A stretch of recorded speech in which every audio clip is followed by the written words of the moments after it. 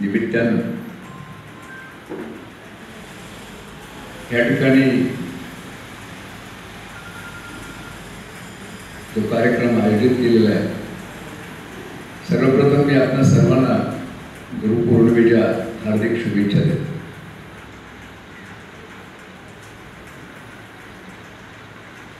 या कार्यक्रमामध्ये आपल्या संस्थेचे सन्माननीय अध्यक्ष प्रोफेसर डॉक्टर माधवरावजी कार्लेकर, आपल्या भागाचे लोकप्रिय आमदार माननीय बालाजीराव कल्याणकर, सौभाग्यवती संगीता डक, संतोष बैनवाड, दीपक भावरे, आपल्या संस्थेचे सर्व विश्वस्त डी.बी. देशमुख, डॉक्टर दिग्रसकर, बालाजी शुक्रवार, रामराव शिंदे, उत्तमराव देशमुख, विलासराव देशमुख, प्रकाश पिंपरवार, ज्यांनी अतिशय सुंदर असं सूत्रसंचलन केलं ते आमचे डॉक्टर दीपक कासाळे, उपस्थित सर्व साई भक्त, सर्वप्रथम मी साईच्या चरणी प्रणाम करतो, नतमस्तक होतो. मला अतिशय मनापासून आनंद आहे की गुरुपौर्णिमेच्या दिवशी आमचे मित्र डॉक्टर माधवरावजींनी माझ्या आणि आमदार कल्याणकरांच्या उपस्थितीमध्ये आम्हाला या ठिकाणी आरतीचा योग आणून दिला. त्याबद्दल माधवरावजी तुमचा आणि मी विश्वासाचा मनापासून आभारी आहे.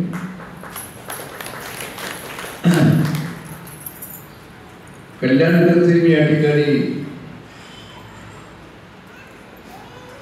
खूप खूप अभिनंदन करतो.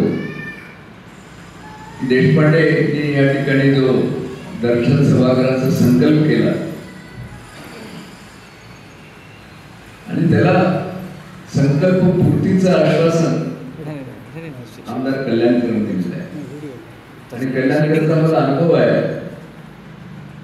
ते जेव्हा किंवा संकल्प पूर्तीचं आश्वासन देतात, नाहीतर बरेच आमदार खासदार आश्वासन मार्ग देतात पण करत नाहीत. पण कल्याणकरांचा मला अनुभव आहे. मला विश्वास आहे की ते म्हणाल्यासारखं 10 लाख रुपये आपल्या दर्शन सभागृहाला ते नक्की देतील आणि लवकरात लवकर पूर्ण होईल अशा प्रकारचा विश्वास माझ्या मनात आहे. आता आमचे डॉक्टर कासाळेकर यांनी अतिशय विस्तारानं गुरुपौर्णिमेचं महत्व या ठिकाणी सांगत होते.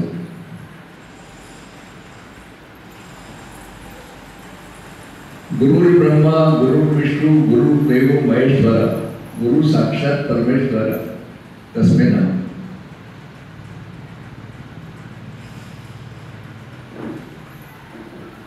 गुरुशिवाय ईश्वर प्राप्ती नाही असं म्हणतात. त्याचं साधं उदाहरण आहे कल्याणकर. तुमचे जे मोबाईल आहे ना, आपल्याला चार्जिंग करावं लागतं, पण तुम्ही डायरेक्ट जर लावलात तर शॉक होऊन जातं. तुम्हाला मध्ये ट्रान्सफॉर्मर लागतंय आणि मध्ये तुम्हाला जो करंट सहन होतो तोपर्यंत तुमचं चार्जिंग होते का? तसे ईश्वराशी डायरेक्ट तुमचा संबंध येणं शक्य नाही, कारण तेवढे तुम्ही पवित्र नसतात, तेवढे भक्तिवान नसतात, तुमचं तेवढं आचरण नसतं.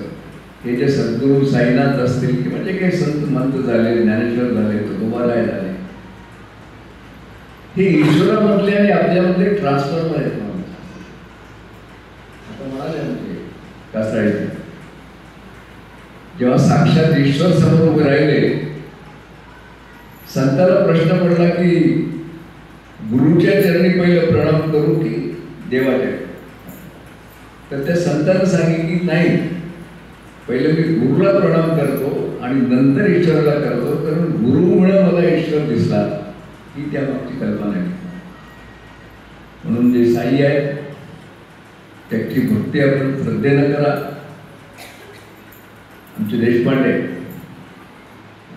आमच्यासारखे पाटलंच आहेत, तुम्हाला माहिती. देशपांडे आपल्याकडले बिलोलीमधलेच आहेत. हे जरी प्रोफेसर होते तरी गावचे सरपंच राहिले. मला आठवतं की अजूनही आमचे स्वर्गीय डॉक्टर शंकरराव चव्हाण साहेब निवडणुकीमध्ये आपल्या वाड्यामध्ये आपण प्रचाराची सभा घेतली.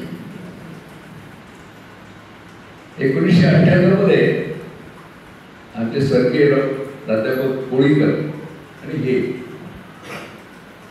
काही नव्हते. तुम्हाला माहिती आहे, मग सगळ्याला इथल्या लोकांना राहण्याला माहित आहे की इथं जंगल होतं. खूप अडचणी आले देशपांडेंना. काही लोकांनी विरोध केला, तुम्हाला माहित आहे. कोणत्याही चांगल्या कामामध्ये देशपांडे विरोध होतो. पण 1998 पासून 24 पर्यंत सतत माधवरावजीनं साईंवर श्रद्धा ठेवली. भक्तिभावानं ह्या मंदिराची आपण या ठिकाणी उभारणी केली. कल्याणकर,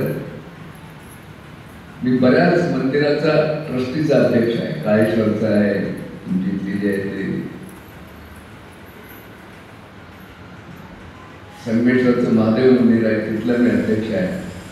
तिथलं एकच जे गायत्री मंदिर अतिशय महत्वाचं आहे, त्याचाही मी अध्यक्ष आहे.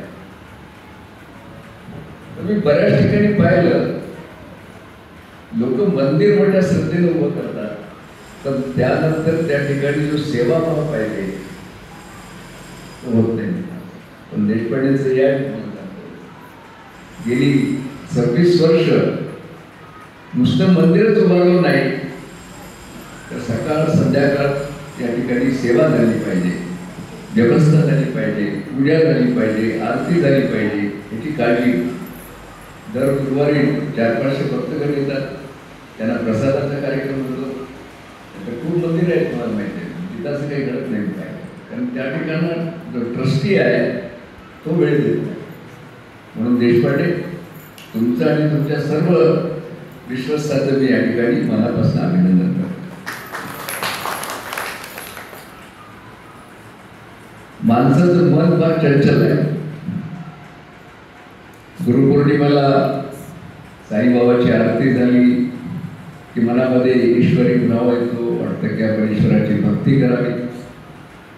कल्याणकरला पाहिलं की आमदार मन आहे, चंचल आहे. आता कल्याणकरला कुणाला पाहिलं की मंत्री भाव वाटतं, गैर नाही. तुम्हाला मी सांगतो, मन चंचल. म्हणून संतांनी सांगितलं आहे की ईश्वर भक्ती करा, दररोज प्रार्थना करा, पूजा करा, अर्चा करा, ज्यामुळं तुमच्या चंचल मनावर थोडासा ताबा असणार आहे.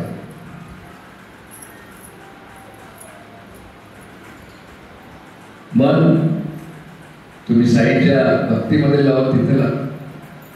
आणि भक्तीमध्ये जर तुमचं मन लागलं नाही तर ते चंचल मन इकडे तिकडे फिरते. तुम्हाला आमदाराला पाहिलं की आमदार आवडते, सलमान खानचा पिक्चर पाहिलं की सलमान खान आवडते, ऐश्वर्याचा पिक्चर पाहिलं की ती आपल्या घरी आवडते, असे मन आहे. आणि ह्या मनाला जर तुम्हाला ताब्यामध्ये ठेवायचं असेल तर तुम्हाला भक्ती केली पाहिजे, ईश्वराची नातं तोडलं पाहिजे. आणि जोपर्यंत तुम्ही भक्ती करत नाही, आणि तीही सातत्यानं, एक दिवस गुरुपौर्णिमेला आपण केला नाही, तुम्हाला दररोज, मी नेहमी उदाहरण देतो देशपांडे, आपल्या घरामध्ये देवाऱ्यावर आपण नेहमी एक दिवा तेवढ ठेवतो. काय तुमच्या घरी आहे.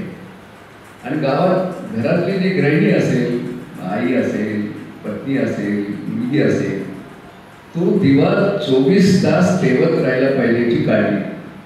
मधून पाहते, तेल आहे का, बाती आहे का, वारा लागत नाही का. तसंच भक्ती आहे मित्र. तुमच्या मनामध्ये भक्तीचा दिवा नेहमीसाठी तेवत ठेवायचा असेल तर साईची कृपा पाहिजे, ईश्वर नामाचं जप पाहिजे. तुम्ही त्या देवाची काळजी घेतला नाही, वारं जर आलं तर दिवा विसरू. म्हणून तुमच्या हृदयातल्या दिव्याला देखील काम, क्रोध, लोभ, मोह, मत्सर अशी कितीतरी विकार आहेत. मी तुम्हाला सांगतो की ज्यामुळं तुमचा भक्तीचा दिवा विझू शकतो. माझी आपल्याला प्रार्थना आहे, आज गुरुपौर्णिमेच्या निमित्ताने या ठिकाणी जशी आपण अतिशय श्रद्धेनं भक्तिभावानं साईच्या चरणी आपण आरती केली, विलीन झाला, याच्यामध्ये सातत्य ठेवा. जोपर्यंत सातत्य नाही तसं आमचे देशपांडे पहा. आता तुम्हाला माहिती आता देशपांडेचे चिरंजीव तुमच्या नांदेडमधले असे प्रख्यात असे डॉक्टर आहेत, त्यांच्या क्षेत्रावरती ही साईची कृपा आहे. देशपांडे साईची सेवा झाली ती फुकट घेत नाही. सेवा साई काही ना काही रूपामध्ये तुम्हाला देत असतो. म्हणून आपल्या सर्वांना गुरुपौर्णिमेच्या निमित्तानं माझ्या शुभेच्छा आहे. आपणही देशपांडेसारखी भक्ती करा, आपलं जीवन सुखी समृद्धी आणि आनंदी करा अशा शुभेच्छा देतो. देशपांडेने आम्हाला बोलवलं, त्यांच्या आणि विश्वासाचे आभार मानतो. जय श्रीराम.